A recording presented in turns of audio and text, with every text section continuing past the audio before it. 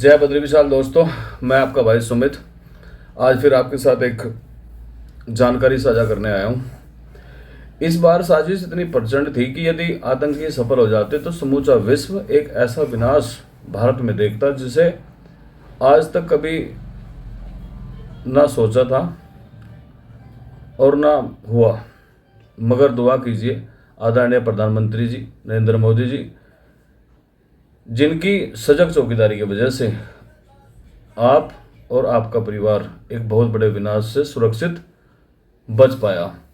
इस बार कोई छोटी मछली नहीं बल्कि गुजरात एटीएस ने कल एक आतंकी डॉक्टर मोहिद्दीन के रूप में बहुत बड़े मगरमच्छ को पकड़ा है, जिसने कैस्टर ऑयल से रेजिन नाम का एक ऐसा तरल पदार्थ बनाया जो साइनाइड से भी 600 गुना ज़्यादा खतरनाक है। इस रेजिन की न तो कोई गंध है और न ही कोई स्वाद।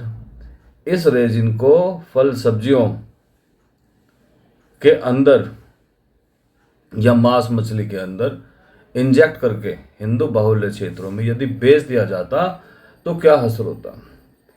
यह जनसंहार सीधे सीधे मोदी जी के स्वर्णिम कार्यकाल का एक बदनुमा दाग लग जाता। गुजरात एटीएस के डिप्टी एसपी एसएल चौधरी को कुछ समय पहले एक खुफिया टिप मिली कि देश में खतरनाक आतंकी मॉड्यूल एक्टिव हो रहा है। अब पूरे भारत में कौन कहाँ एक्टिव है यह मालूम करना भूसे में सुई ढूंढने जैसा था। मगर जब टिप के आधार पर जांच की गई तो पता चला कि कोई आंध्र प्रदेश का एक शख्स संदिग्ध है। उस संदिग्ध को मॉनिटर कर 24/7 निगरानी की गई। शुरू में तो यह मेहनत बेकार लगी, मगर एक दिन कुछ चीज़ें इनपुट में मेल खाती दिखी तो एक डॉक्टर का पता चला। निगरानी और बढ़ाने पर उसका नाम डॉक्टर मोहिद्दीन अहमद सैयद मालूम हुआ। उसकी लोकेशन सर्विलांस पर आ दी गई। एक दिन उसकी लोकेशन गुजरात के महसाना से अहमदाबाद की तरफ मिली, जिसके बाद गुजरात एटीएस एक्टिव हो गई। गुजरात एटीएस ने अडाइल टोल प्लाजा पर घेराबंदी कर दी और एक फोर्ड गाड़ी को रोका। पूछताछ में गाड़ी में मौजूद उस शख्स ने अपना नाम वही बताया जिसकी निगरानी एटीएस कर रही थी। एटीएस ने तुरंत उसका फ़ोन अपने कब्जे में लेकर फ़ोन की जांच करनी शुरू की तो उसमें काफ़ी डाटा डिलीट मिला, लेकिन उसने कुछ ऐप डिलीट नहीं कर पाया, जिससे कि एटीएस को सैयद पे डॉक्टर सैयद ही कंफर्म है ये पता चल पाया, क्योंकि डॉक्टर सैयद को शायद ये यकीन नहीं था एटीएस उसे इतनी जल्दी पकड़ पाएगी। डॉक्टर सैयद अफगानिस्तान से ऑपरेट हो रहा आईएसआईएस के ही एक ग्रुप आईएसकेपी के कुछ बड़े लोगों के कनेक्टेड था। उसके आका यानी आमिर नाम का अबू खादिजा है। गाड़ी की चेकिंग के दौरान उसमें 3 हथियार मिले, जिसमें 2 ग्लोक पिस्टल, 1 बैरल पिस्टल और 30 जिंदा कारतूस मिले, पर इसके हाथ 10 लीटर केमिकल भी मिला।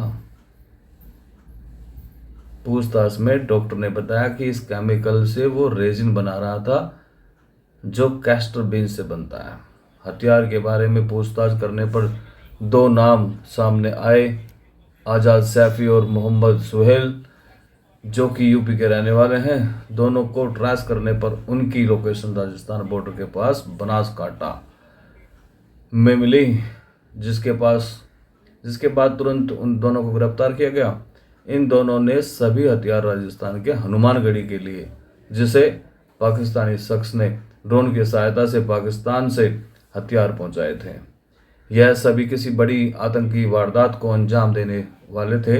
इन सभी ने दिल्ली, लखनऊ और अहमदाबाद की रेकी की थी। हमला कहाँ कितने बजे करना था, जहरीले केमिकल का इस्तेमाल कैसे और कहाँ किस पर करने वाले थे, बाकी कौन कौन लोग इस हमले में शामिल हैं, किस किस शख्स ने क्या क्या मदद इन्हें इस हमले में करने की दी, यह सभी सवाल अभी फिलहाल गुजरात एटीएस की डायरी में दर्ज हैं। अब आप सिर्फ कल्पना कीजिए कि देश किन हालातों में सांस ले रहा है, और यदि नरेंद्र मोदी जैसा चौकीदार भारत की रक्षा न कर रहा होता तो आज क्या अंजाम होता। इसलिए चौकस रहिए, क्योंकि वो ठान चुके हैं कि 2027 के चुनाव से पूर्व कुछ बड़ा करने की। 2027 तक का ये समय बेहद संभल कर चलने का है। कोई शक है तो आप मुझे मेरे कमेंट बॉक्स में बताइएगा। मेरा पीएम मेरा अभिमान। जय श्री राम मेरे प्रभु।